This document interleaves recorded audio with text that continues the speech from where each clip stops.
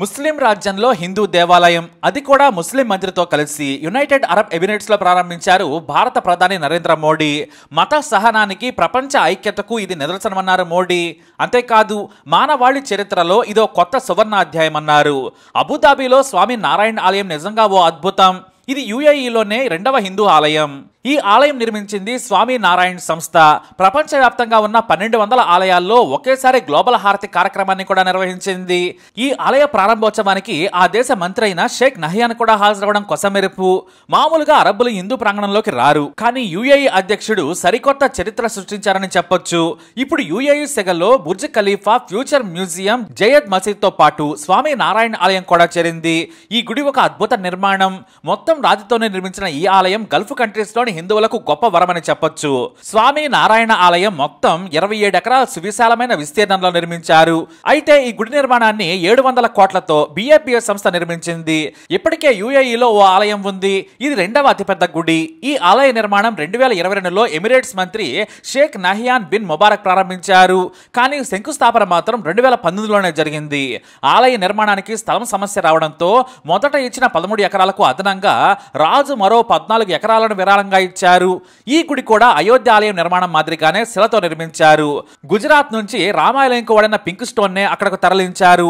వేల టన్నుల pink stone ను తరలించి మరీ నిర్మించారు. అలాగే బయట నుంచి లోపల వరకు పాలరాతి నిర్మాణంతో మెరిసేలా అద్భుతంగా చెక్కారు. గుజరాత్, రాజస్థాన్ కు చెందిన వందల మంది కళాకారులు అక్కడకు వెళ్లి గుడి నిర్మాణంలో పాల్గొన్నారు. మొత్తం ఈ గుడి ఎత్తు 108 అడుగులు. నాగర్ నిర్మాణం మాదిరిగా గుడిని నిర్మించారు. అయితే ఇక్కడ అద్భుత విషయం కూడా ఉంది.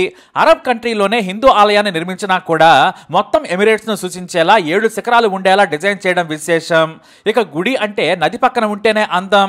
అందుకే స్వామి నారాయణ ఆలయం పవిత్రమైన గంగా, యమున నదులను పోలినట్లుగా ఘాట్ ని కూడా నిర్మించారు. ఆలయ ప్రవేశం దగ్గర 8 దేవతల విగ్రహాలు దర్శనమిస్తాయి. ఇది సనాతన ధర్మంలోని వారి చరిత్రలను తెలిపేలా ముందు ఆ దేవుళ్లకు మొక్కుకొని లోనికి వెళ్లేలా నిర్మించారు. ఇక వాస్తు శాస్త్రం కూడా చూసుకున్నారు. ఆలయ ప్రాంగణంలోకి వెళ్లగానే భక్తిభావం వచ్చేలా సుందరంగా తీర్చిదిద్దారు. పురాతన నాగరికతలలో ఒక్క భారత సంస్కృతి మాత్రమే కాదు, ఈజిప్టు, అరబిక్, చైనీస్, ఆఫ్రికన్ చరిత్రలను కూడా చెక్కారు. హిందూ చరిత్రలో భాగంగా రామాయణ చరిత్రను కథల రూపంలో రాతితో చెక్కి రాబోయే 1000 ఏళ్ల పాటు నిలిచిపోయేలా చెక్కారు. అయితే ఈ ఆలయం ఉద్దేశం ఒక హిందువులకు మాత్రమే కాదు, ఇతర మతస్థులు, దేశస్థులను కూడా ఆకట్టుకునేలా, హిందూ ధర్మం వారికి తెలియజేసేలా అద్భుతంగా నిర్మించారు. ఇక రాయి మాత్రమే వాడి ఆలయానికి మరింత అందాన్ని తెచ్చారు. అయితే యుఏఈ వాతావరణ పరిస్థితులను తట్టుకోవాలంటే కొన్ని మార్పులు చేయాలని ఇంజనీర్లు సూచించారు. విపరీతమైన వేడిని తట్టుకోవాలంటే ఫ్లై యాష్ ను వాడాలన్నారు. ఎందుకంటే అక్కడ ఉష్ణోగ్రత, పీడనం కూడా ఎక్కువే. అందుకే అన్నింటినీ పరిగణలోకి తీసుకుని మరి నిర్మించారు. ఇక స్వామి నారాయణ ఆలయంలో అద్భుతంగా భక్తులకు కనువిందు చేస్తున్నాడు. అయితే ఇది హిందూ ఆలయమైనా కూడా యునైటెడ్ అరబ్ ఎమిరేట్స్ మాత్రం మొహమాటం లేకుండా హిందూ ఆలయ నిర్మాణాన్ని మెచ్చుకుంది. ఇంత గొప్ప ఆర్కిటెక్చర్ తమకు అద్భుతంగా ఉందని, భారత్లోని సైన్స్ ప్రగతి తమకు కనిపిస్తుంది అన్నారు. అంతేకాదు, middle east best interior, traditional, best mechanical project, best design అవార్డులతో మన వారిని సత్కరించింది యుఏఈ ప్రభుత్వం. అంతేకాదు, రాబోయే ప్రాజెక్టుల విషయంలో భారత ఇంజనీర్ల సలహాలు, సూచనలు తీసుకుంటామని చెప్పడం కూడా విశేషం. ప్రధాని నరేంద్ర మోడీ ప్రారంభించిన ఈ ఆలయం మార్చి 1 నుంచి భక్తులకు దర్శనానికి అందుబాటులోకి వస్తోంది. అయితే ఎమిరేట్స్ వెళ్లిన ఏ హిందువైనా కూడా దర్శించుకుని రాగల పుణ్యక్షేత్రంగా మారింది అనడంలో సందేహమే లేదు.